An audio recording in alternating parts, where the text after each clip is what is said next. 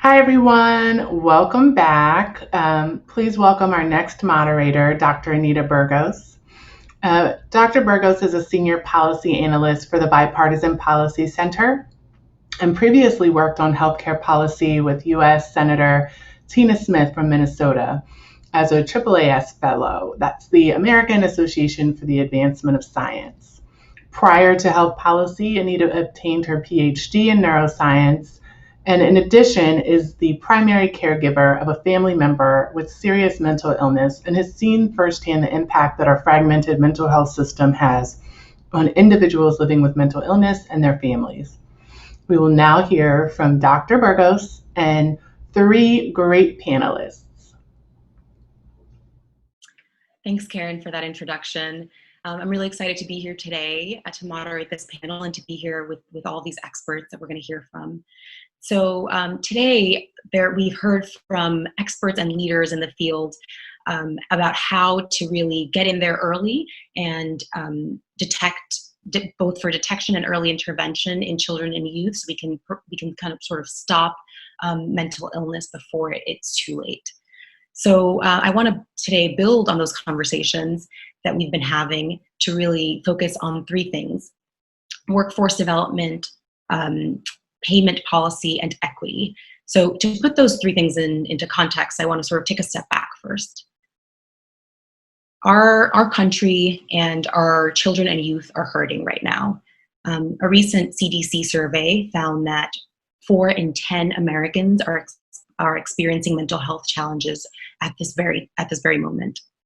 The numbers are even more striking for youth. So in age groups of 18 to 24, 75% of respondents said that they were experiencing mental health care challenges. And so essentially what that means is that someone who we know and love right now is having a hard time. And we really need a mental health care system that can keep up with the times and keep up with the shifting crises. And so my work at the Bipartisan Policy Center, where we're focusing on integrating primary care and behavioral health care better, as well as my personal experience with my mother, who is a Latin American immigrant who's living with mental health care, with a serious mental illness, has really shown me that two things are absolutely crucial.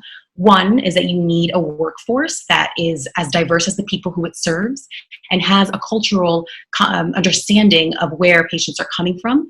And secondly, we need a payment system that really values cultural responsiveness, that values a workforce that is diverse. And so those are really the issues that we're going to be talking about today. And I'm really excited to have all these panelists here who are not only providers, so we have primary care and mental health providers on the panel, but we also have experts. So they're policy experts as well and can really talk about, from a practical and a policy perspective, what it means to have increased workforce development, improved payment policies, and equity. So with that, I want to take just a reminder. So for the audience, for folks who want to be involved in the conversation, you can use the Twitter handle mentalhealtham or the hashtag, let me make sure I'm getting this right, MHA Policy 2020 or hashtag B4 stage 4. So with that, I want to turn it over to the panelists so they can begin introducing themselves. They'll give a brief introduction about sort of where they work, how their work relates to the three themes that we're talking about today. So I will turn it over to Dr. Mutha for an introduction. Great, thank you so much. I am really delighted to be here today. I am Sunita Mehta. I direct Healthforce Center at the University of California, San Francisco, where I'm also a professor of medicine and a primary care physician. I lead Healthforce's efforts to generate knowledge about the healthcare workforce that assists providers, policymakers, and funders in addressing critical healthcare challenges. Our organization has a team of nationally recognized research experts who work to understand and define issues that influence health policy with a rigorous analysis and actionable, unbiased data. I have spent the last 2 decades really focused on workforce and on cultural competence and on creating leadership programs for emerging to executive healthcare leaders. And I really look forward to this conversation to focus on the underpinning of all of this work, which is how do we have the workforce that is needed to address these issues.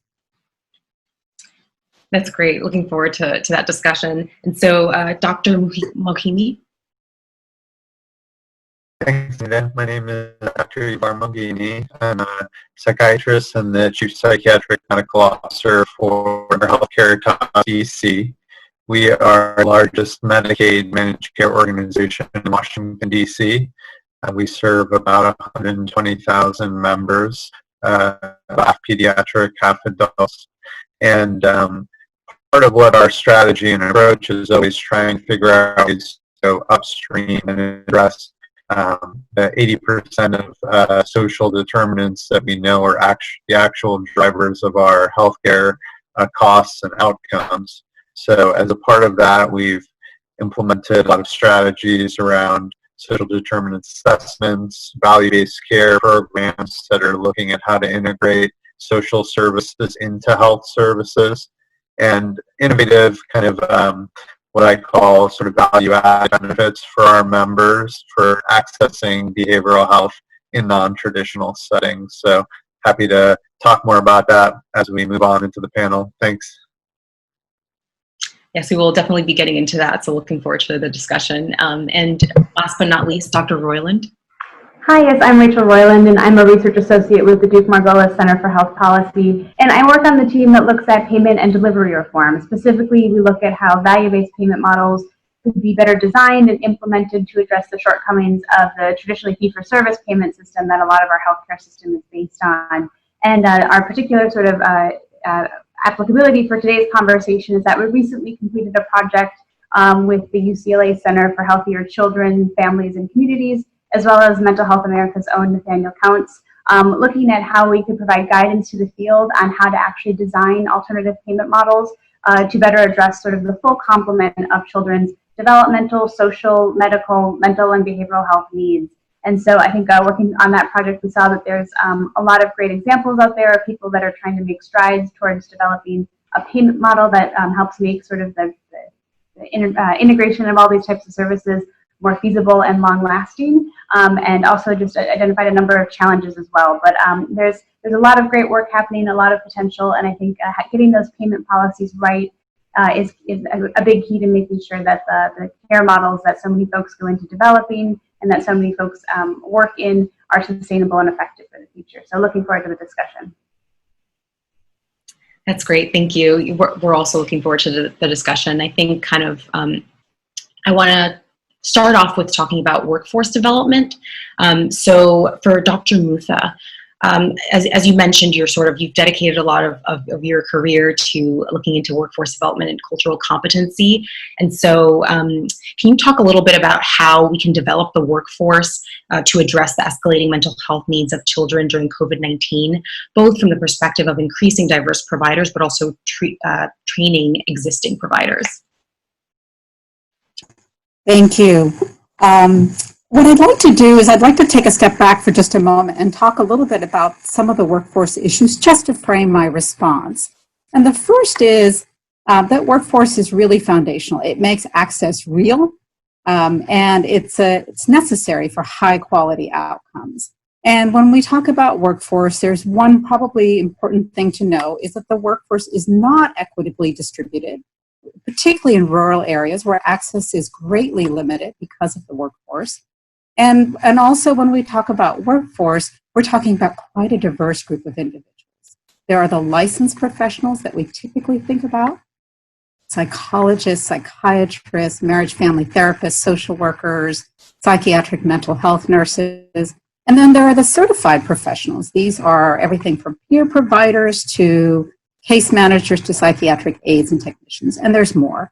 And what's interesting is that actually much of mental health care in our country is still delivered by primary care clinicians because we have such a distribution problem of the availability of psychiatrists and other skilled professionals. And one thing to note, just to make that really clear, is that more than 60% of Americans live in an area that is underserved in terms of health professionals. And in these HPSA areas, we have fewer than 10% of the psychologists and psychiatrists in these areas. So 65% of people get their mental health care from a primary care provider. And in some cases, the mental health crisis responder is often a law enforcement officer. So that's just to help frame what the response is. And then let me answer your question about what do we do in this setting. And I think there are actually 4 things that we can think about, and some are already in play. And the reality is that there's a need for a multi-pronged approach overall. The need is now. There's also a need, so there's a need for rapid actions, but there's also a need to think about longer-term actions. So the 4 strategies, we have to ensure that our workforce mirrors the population being served. We know that the clinicians who reflect the population served, ethnically, racially, and linguistically, contribute to better engagement and better care and better outcomes. And this is a challenge that's exacerbated for the workforce that addresses mental health needs of children. We just don't have the diversity currently that we would like to see in most of our workforce. So the second issue, beyond mirroring the patients that we are caring for and the clients, is to train clinicians so they're already skilled in bridging the divide when there's not concordance, when there isn't a mirroring at racially, ethnically, or linguistically. And specifically, this means training people in communication skills, in knowledge about the communities being served and traditions. And one example is that we know that in some cultures, mental health is described differently. Conditions are described differently in what we say is a culturally bound way, and may not have the symptoms that we typically think about or present that typical way. And it also, I believe, includes training leaders who are committed to working on improving access to care. A third way is to expand the care team. Not everyone seeking care has the same level or type of need. One effective population-based strategy is to assess what that need is. Is it a low acuity? Is it a high acuity? Is it severe? And then to try to use a larger team to be able to serve those needs. And that might consist of a team that includes peer providers. It might include mental health nurse practitioners and different types of trained and certified or licensed clinicians. And these team members, interestingly enough, often mirror the populations that are being served. And so already have some of the diversity that we would like to see and know that is necessary for effective care. So integrating these healthcare team members into organizations that are also based in community. And community organizations do have a role, I believe, in addressing this need. And that includes some faith-based organizations that provide support services to families. And the fourth strategy is to leverage technology in ways, and the ones that we're seeing that I think are really exciting and show some potential is self-management options for the less acute, less serious mental health conditions. And then telehealth to increase the reach of existing clinicians. So using models like Project Echo and others where we take a limited resource of clinicians that are skilled and trained and increase the populations who they're able to serve in regions where families may otherwise have to travel great distances to access care. And these, of course, and I think we'll talk about this in a little bit later, is that this requires an investment in infrastructure, in training, and in reimbursement to make this a feasible option. So 4 strategies that I think are really critical, and they're multi-pronged, some already in place, and others that need greater investment. Yeah, I think you made some excellent points there, and I think there are many things that we'll end up circling back to.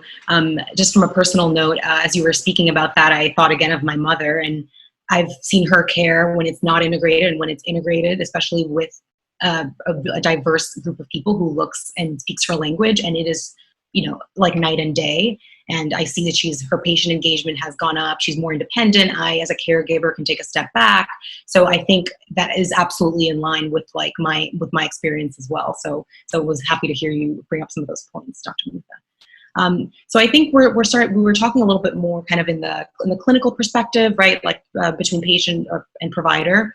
But I also want to get at something that Dr. Mohini brought up, which is how a lot of, I think you said up to 80% of factors that influence health aren't really happening at the level of the clinic. They're happening outside the clinic doors. And so I wanted to kind of get into that a little bit more.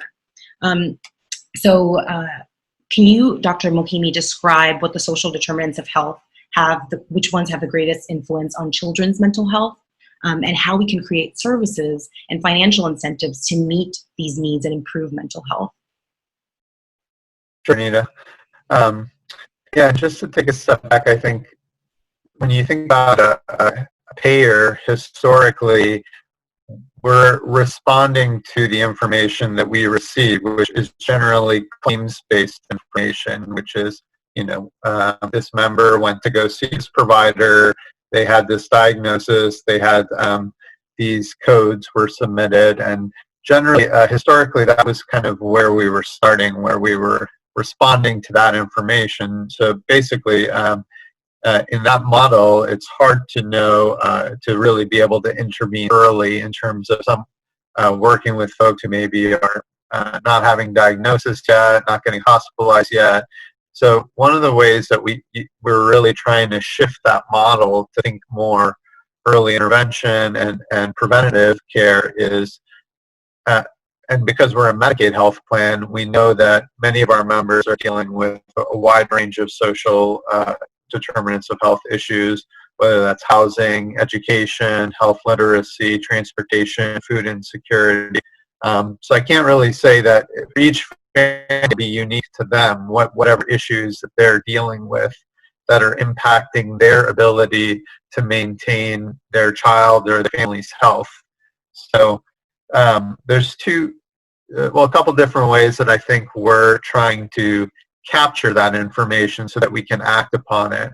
One is that, internally within our care management team, we have developed a social determinant assessment tool, which is parallels a tool that's used in a lot of national community health centers, the PREPARE tool, which really looks at a lot of those domains that I just mentioned earlier, the education, transportation, health literacy, housing, financial, and kind of categorizes them into an area of, vulnerable, risk, stable, and in all of those categories, our case managers have resources or an ability to refer through either a platform like on Bertha or just existing community resources that we're connected with, so that we know we're finding a way to address these issues that are not showing up traditionally in claims information. The other approach is that we are trying to have that information show up through claims, because for a long time there has been an ability for providers to use Z codes, which are specific to social determinants, so that it is showing up in a medical record system. Now, it's not easy to get providers to make that shift and add those codes in busy visit. They're focused on addressing all the medical issues, and maybe are not necessarily thinking it's important to add the specific codes that are explaining the social issues that the families are dealing with. So we try to incentivize that through value-based programs, and basically acknowledge that, if you're a provider that's able to really capture that information, you can see a financial impact for that on a per month basis for your panel. So that's a part of that shift from fee for service to value-based care. And so we really want to have social determinants be a part of that shift, so that it's also causing the health systems and the providers to think differently about what's the information that I want to capture in this medical visit. And lastly, I guess, to build on my doctor thing, I was really appreciating everything she was saying about integrating the peers into the care team. And, we're still at a point where we need to figure out in payment reform how to really recognize peer specialists, their worth and their value in the health system, and how they can be reimbursed for the services. So one of the approaches that we're looking at, particularly now as we're really evaluating our telehealth strategy, that we've recognized, during COVID, everything's changed with virtual care and the need for telehealth, is we're looking at behavioral health providers who can provide telehealth with licensed providers, but we're really looking for behavioral health providers that can provide telehealth through through coaching as well, through text-based ways of communicating with members, because we know that that's a modality that most of our members feel comfortable with, particularly our youth. They love SMS as a way of connecting to each other, and it's a viable way for them to connect with mental health professionals or peers that can really help them at an earlier access point. So we're trying to not have everyone fit into a one-size-fits-all mental health care model, and I think part of those, having coaching as a viable option through peers is something that we're really interested in offering, even if it's not something that is billable in the traditional Medicaid fee-for-service landscape.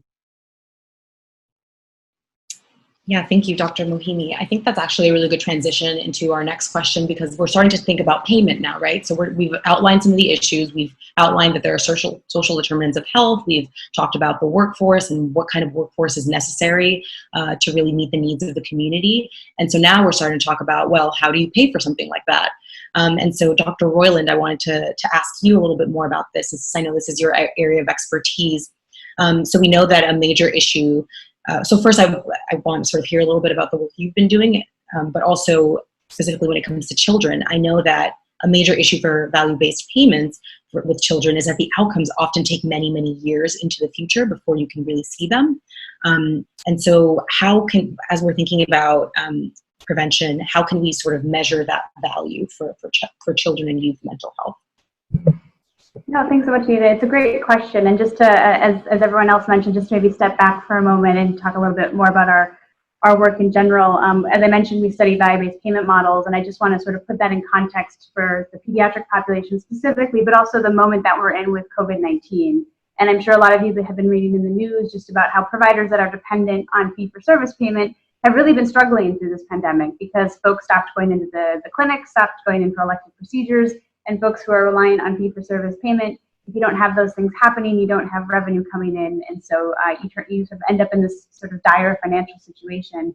And pediatric practices haven't been sort of spared that experience, and the service utilization for those folks, particularly pediatric primary care clinics, has been quite steep and has not rebounded to the level that we've seen in other specialties.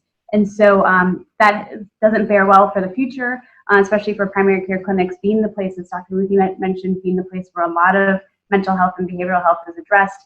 It doesn't bode well for the future in ensuring access and early prevention and intervention for children and their mental health needs. So what we've been studying during this time is looking at how providers that are under value-based payment arrangements, so whether that be participation in the ACO, where you may have access to some savings that you had accrued through your participation in the ACO, or if you've been participating in something like a global capitated model where you get a per member per month payment, how those types of providers have been able to fare better during the pandemic because they weren't so reliant on that fee-for-service payment and didn't experience the deep declines in revenue that happened when folks stopped going into the office because they just weren't sure it was safe. And so in terms of the pediatric population, I think we really need to think about how we can, or pediatric providers, I should say, how they can be better sort of moved over into value-based payment models so that they are spared that kind of experience the next time a situation like this happens, and so we can ensure access to children and youth to make sure that all of their needs, but especially their mental health needs, are continuing to be addressed. So just wanted to sort of start with that little sort of context setting piece. And our work in particular looked at how you could design an APM model to sort of build a care model that did focus on prevention and bringing in those different types of providers and services that the other two speakers already mentioned. So I do just want to make a first point about prevention and sort of the value of alternative payment models and helping embed prevention into just the usual sort of clinical care that we deliver, because those types of models do tend to give providers more flexibility and access to some more funding that can allow them to do things like setting up an outreach clinic for children who are at risk for depression and anxiety. So folks in an ACO could use their savings to try to set up something like that.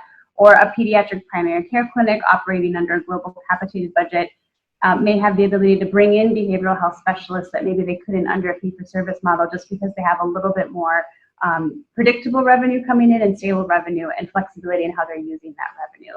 And so just wanted to make that first point about how value-based payment can help bring in more prevention into the care of children right now. And in terms of measurement, it is a really tricky challenge. I mean, payers will want to know sort of shorter horizon, what are the outcomes that we're sort of affecting with the care that we're delivering.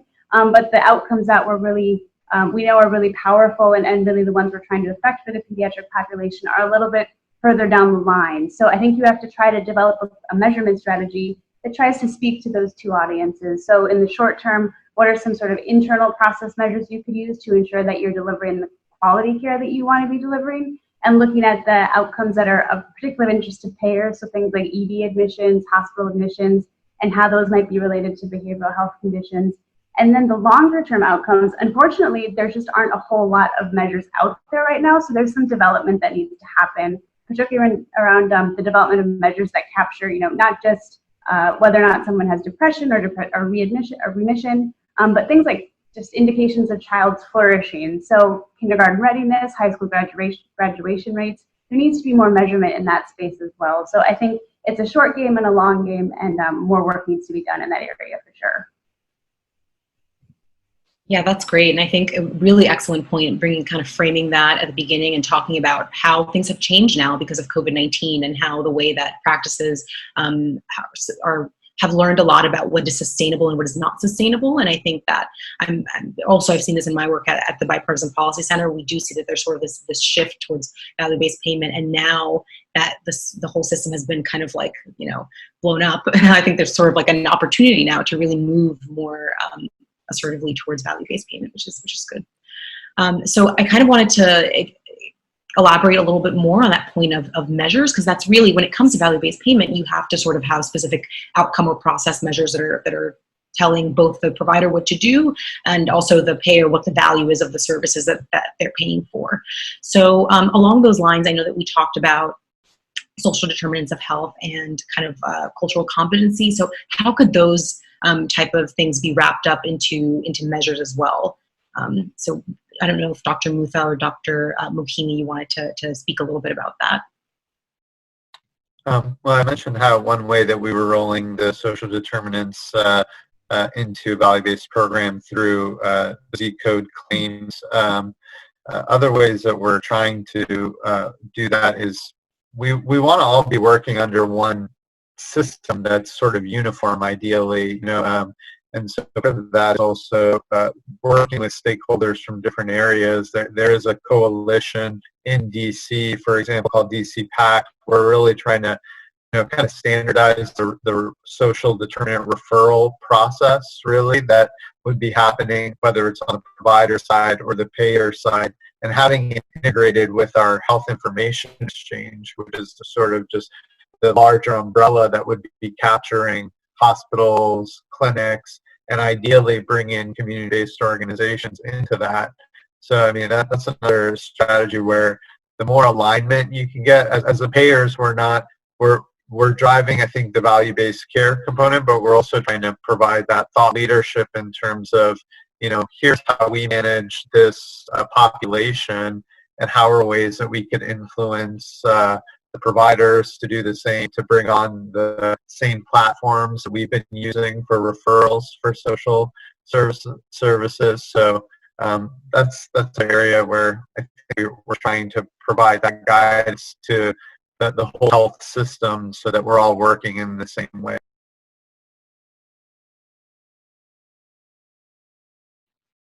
That's great. So I think something else that I kind of wanted to circle back to was Dr. Mutha and Dr. Moghimi really emphasized this. A lot of primary care is actually doing mental health care now, and a very large percentage of it. And that was also part of even for sometimes in cases of serious mental illness, that's the case, right? And they don't have necessarily the training or the resources to really do that. And something like value-based payments could help kind of really get all the team members on the same page. But was sort of wondering if Dr. Royland or Dr. Mutha wanted to elaborate a little bit more about how we can maybe better integrate mental health care into primary care, especially for children and youth. Maybe I'll respond first and then hand it to Dr. Royland.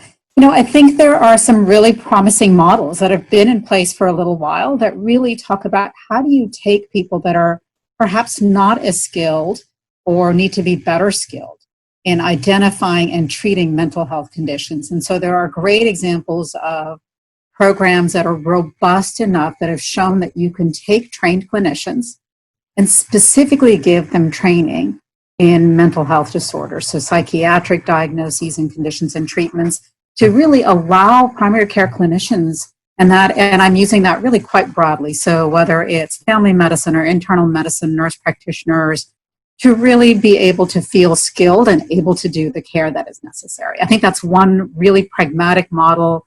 There are different duration programs, and they've proven that they can actually increase access.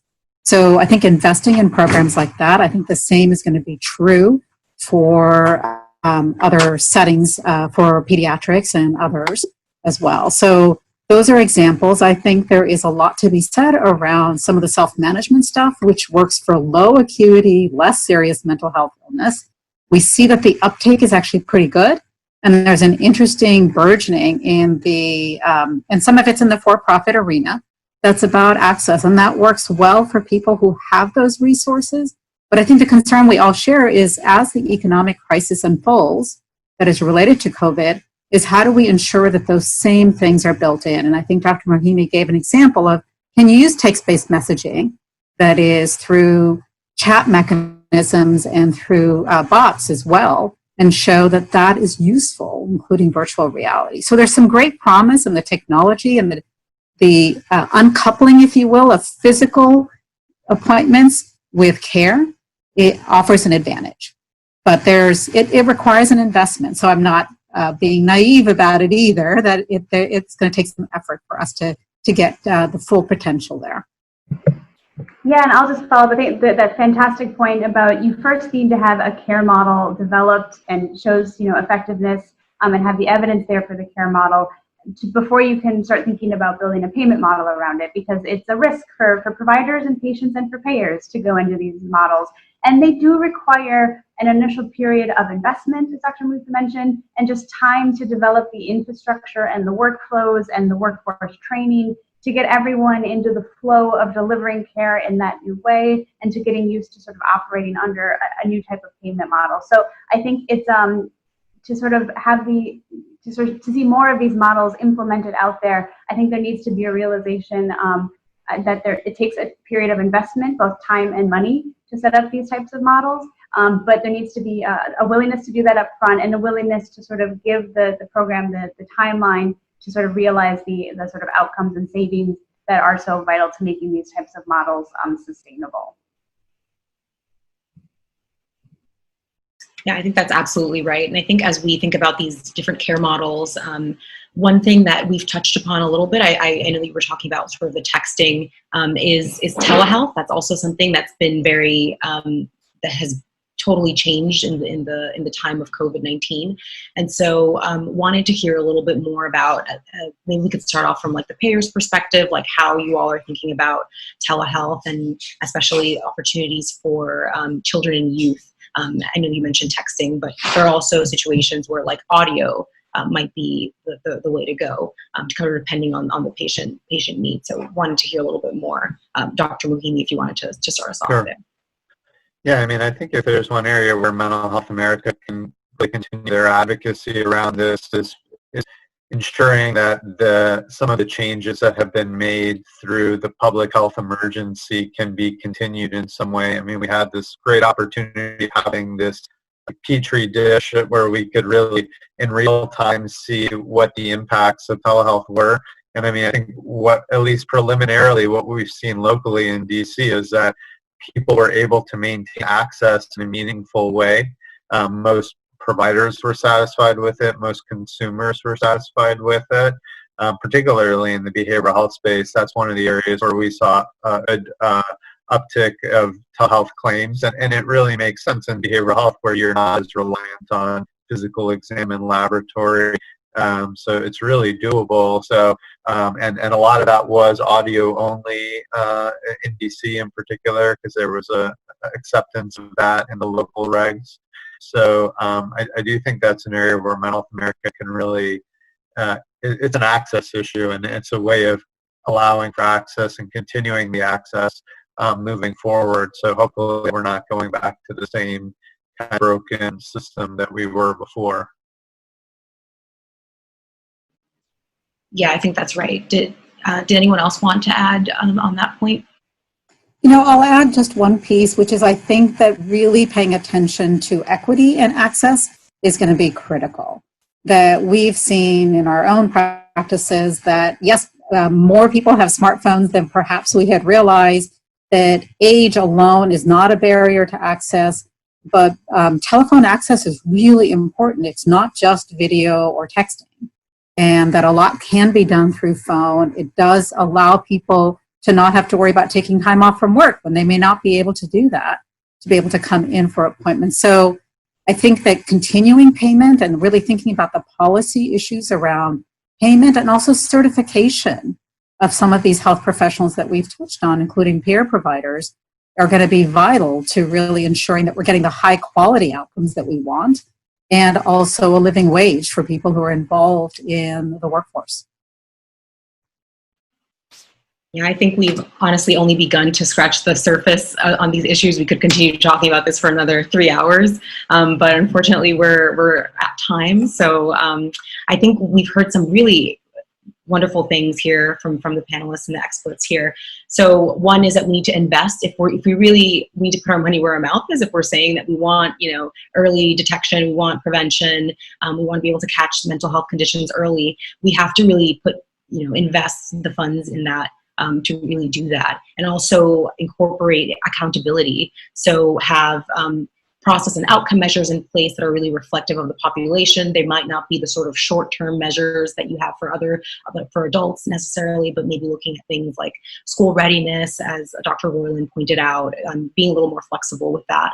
And I think when it comes to workforce development, having a culturally competent workforce, but also looking to other members, not just the clinicians, but sort of certified individuals who might be more reflective of the patient populations who they are serving. So lots of sort of food for thought here. Really thankful for this discussion that we had today, and looking forward to continuing the discussion in the future. So thanks, everyone.